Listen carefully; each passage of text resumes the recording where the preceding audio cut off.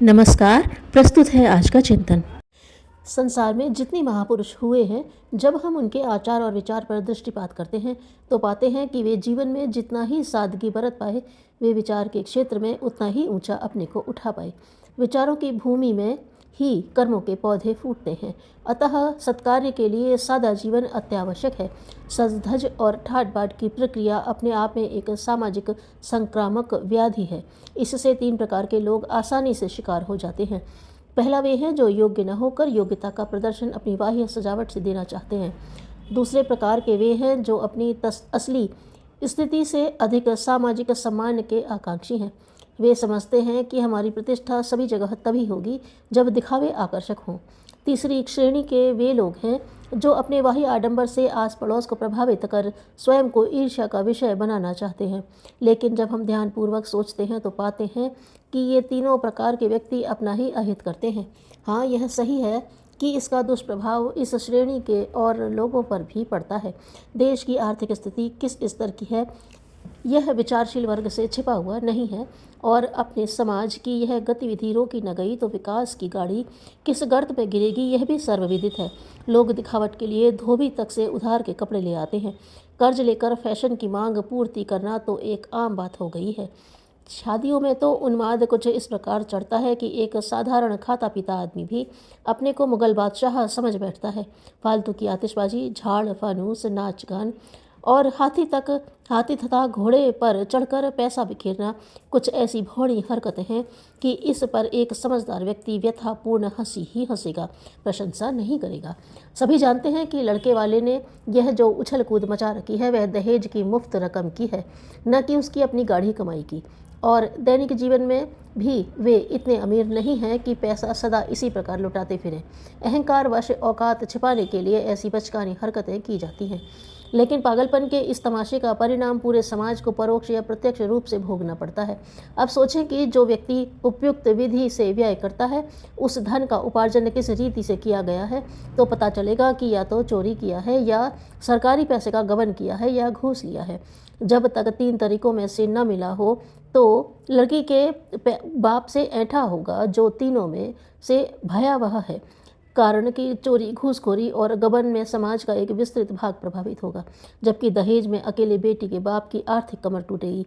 हाँ, जब इन चारों स्रोतों से धन नहीं मिलेगा तो मोटी रकम का कर्ज लेकर स्वयं को आर्थिक तंगी में फंसा लेगा।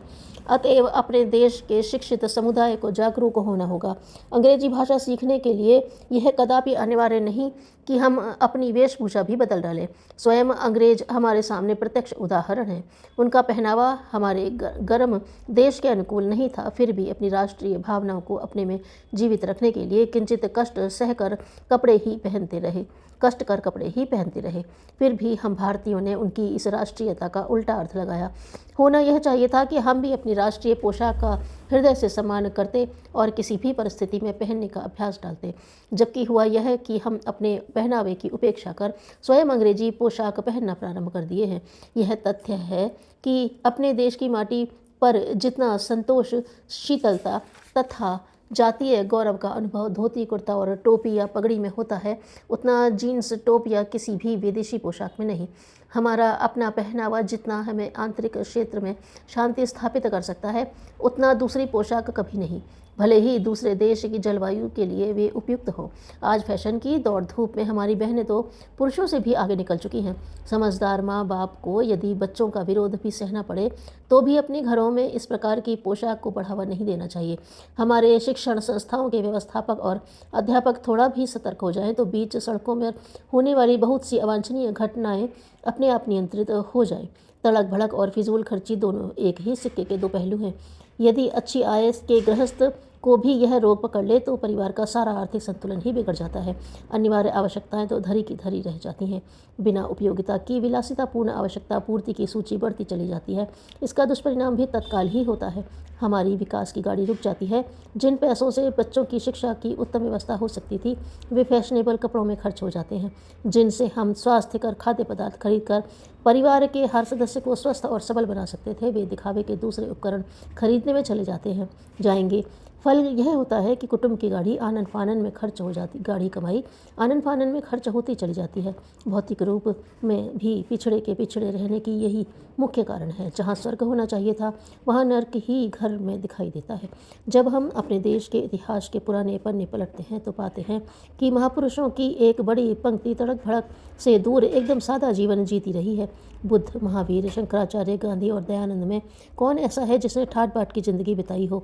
सम्राट चंद्रगुप्त के प्रधानमंत्री और राजनीति शास्त्र के प्रणेता चाणक्य तो नगर और महल छोड़कर सदा कुटिया में रहे। अतः जिन्हें अपने जीवन में कुछ कर गुजरने की आकांक्षा है तो सर्वप्रथम उन्हें अपनी आवश्यकताओं को कम करना पड़ेगा।